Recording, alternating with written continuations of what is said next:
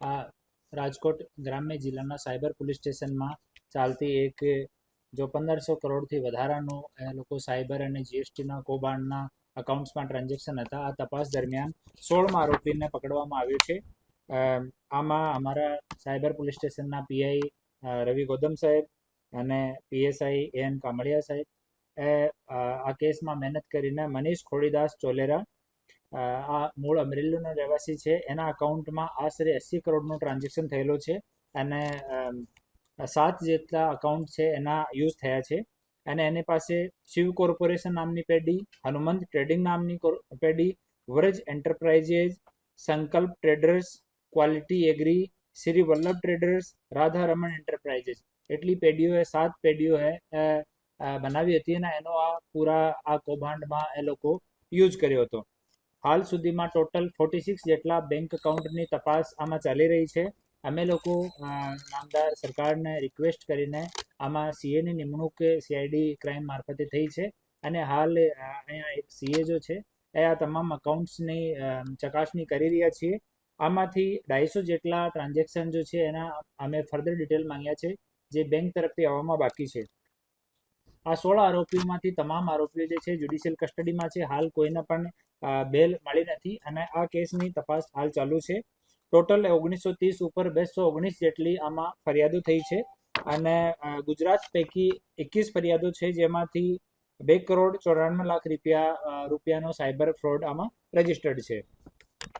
આપણે એપીએમસીના અકાઉન્ટ્સ મોટા ભાગના એ લોકો પેઢીઓને યુઝ કર્યો હતો. એક ગોંડલની એપીએમસીની પેઢીઓ છે, બેડી રાજકોટની એપીએમસીની પેઢીઓ છે, આંબા અમરેલી, સાબરકુંડલા અમરેલી અને લાઠી અમરેલી અહીંયાની જો પેઢી છે એનો આ પૂરા કૌભાંડમાં યુઝ થયો છે.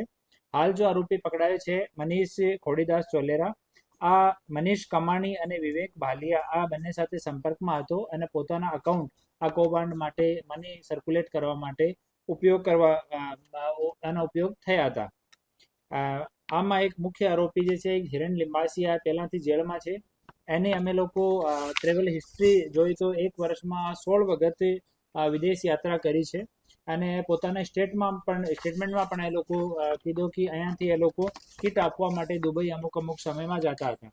તો આની અમે ફરીથી કસ્ટડી માંગવા માટે નામદાર કોર્ટમાં રિક્વેસ્ટ કરી છે અને 1-2 આરોપી એમાં ઓર બાકી છે જેની તપાસ હાલ અમારી ટીમ કરી રહી છે અને સીએનો ફાઇનલ રિપોર્ટ આવ્યા પછી કન્ફર્મ આંકડો જો કેટલો રૂપિયાનો કૌભાંડ છે એની ખબર પડશે.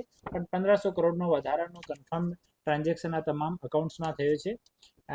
આ પૂરા કેસમાં રાજકોટ રેન્જના ડીઆઈજી શ્રી નેત્રાય સાહેબનો સતત માર્ગદર્શન છે અને આના માર્ગદર્શન મુજબ એની તપાસ આગળ વધી રહી છે. કિસ્સાઓમાં જ્યારે પણ થોડો કોમ્પ્લિકેટેડ ટ્રાન્ઝેક્શન્સ હોય ત્યારે એક આપનું પરિપત્ર જ છે સરકારશ્રીનું જે મુજબ આપણે રિક્વેસ્ટ કરી શકીએ કોઈ પણ જિલ્લામાંથી તો સીએની ફાળવણી થઈ જાય છે. આમાં આ પાર્ટિક્યુલર જો પકડાયો છે મનીષ એને 450 રૂપિયા 1 લાખ ઉપર મળતા હતા ટ્રાન્ઝેક્શન ઉપર અને બેંક કર્મચારીની તપાસની ચકાસણી આની ભૂમિકાની ચકાસણી અમે લોકો કરી રહ્યા છીએ. અમુક સ્ટેટમેન્ટ્સમાં અમુક વસ્તુઓ સામે આવી છે એની તપાસ હાલ ચાલુ છે. એક વખત આની તપાસ કન્ક્લુડ થઈ જાય એના પછી આપણે આની ઇન્ફોર્મેશન આપવામાં આવશે.